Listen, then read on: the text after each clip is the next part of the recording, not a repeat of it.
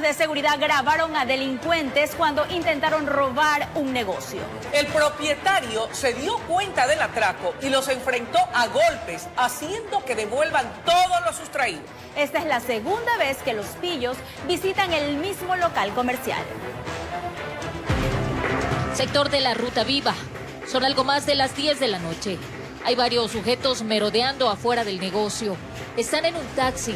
Se dan las vueltas en reiteradas ocasiones y finalmente abren la puerta del local comercial.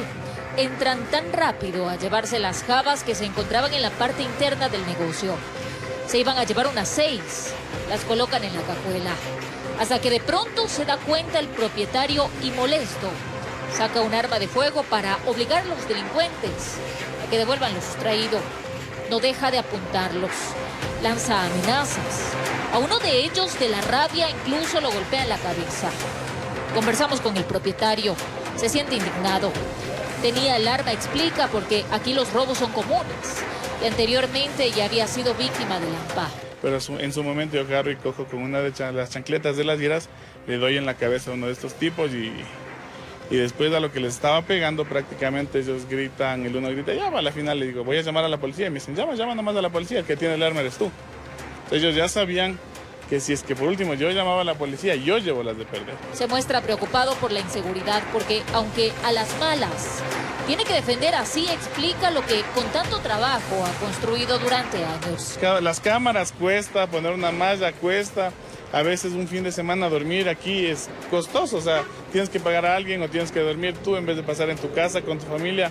Tienes que estar cuidando tus cosas para que no se pierdan. Recalca que eran 3 los delincuentes, pero que el taxista lo llamó para aclarar la situación. Que él no sabía nada, que simplemente le habían dicho, vea, necesito que recoja aquí unas cosas.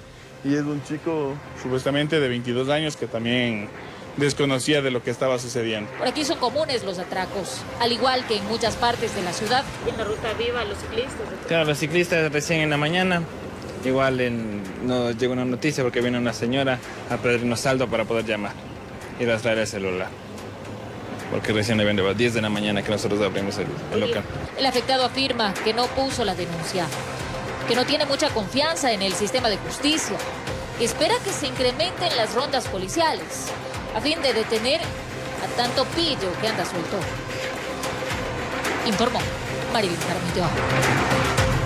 5 de la mañana con 49 minutos. Rosita, amables televidentes, definitivamente nos ponemos en los zapatos de la víctima en este caso, porque fue víctima igual. Pasó un terrible mal rato. Si bien es cierto, finalmente no se le robaron sus pertenencias, pero imagínense ustedes, se expuso.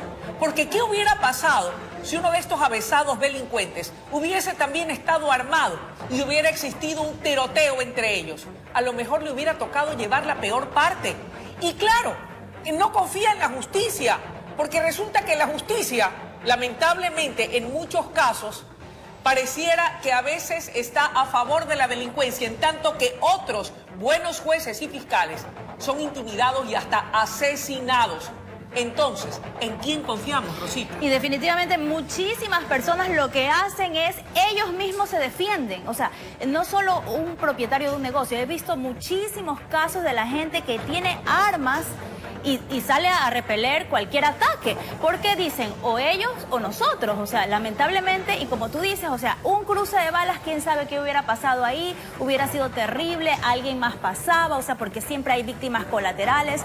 Todo eso hay que analizar, y sin embargo acá los ecuatorianos nos sentimos totalmente desprotegidos, porque la mayoría, por no decir casi todos los delincuentes, son los que andan armados. Son muy pocos los que van y no andan armados, o a veces llevan una pistola de juguete. Así es. Y tú no sabes pues si es realmente pistola o no. O sea, ¿cómo tú puedes saber si está o no está armado? O sea, preferible, al menos en mi caso, y yo creo que en la mayoría de los ecuatorianos, no nos exponemos.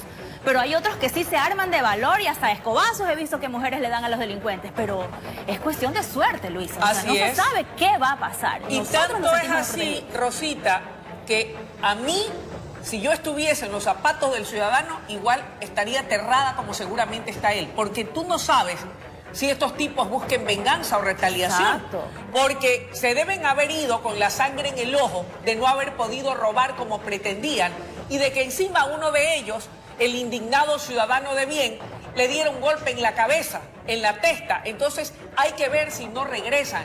Yo de ese ciudadano pido custodia policial, busco, como él dice, no pongo la denuncia. Yo creo que sí debería ponerla, o acercarse y pedir algún tipo de protección, porque Dios no permita y a lo mejor estos canallas regresen a terminar de hacer el trabajo que no hicieron, y a lo mejor Dios no permita este hombre de bien no corra con la misma buena suerte que corrió en esta oportunidad, porque lamentablemente esta gente es mala. Exacto. ¿O qué hacen otras personas? Cierran los negocios, se van a otro lado, se quedan sin sus ganancias y sus ingresos porque vienen los extorsionadores y los empiezan a amenazar. Dame plata, si no ya sabes lo que te va a pasar. O si no, por miedo, precisamente por miedo a que regresen, mejor me voy del sitio. Pero entonces ese es el perjuicio que tenemos los ecuatorianos, de que tras que somos afectados psicológicamente y hasta físicamente por el tema de la inseguridad y encima nos roban, tras de eso la gente se queda sin su fuente de trabajo porque les roban los vehículos a los taxistas, a la gente que todos los días busca el pan de cada día.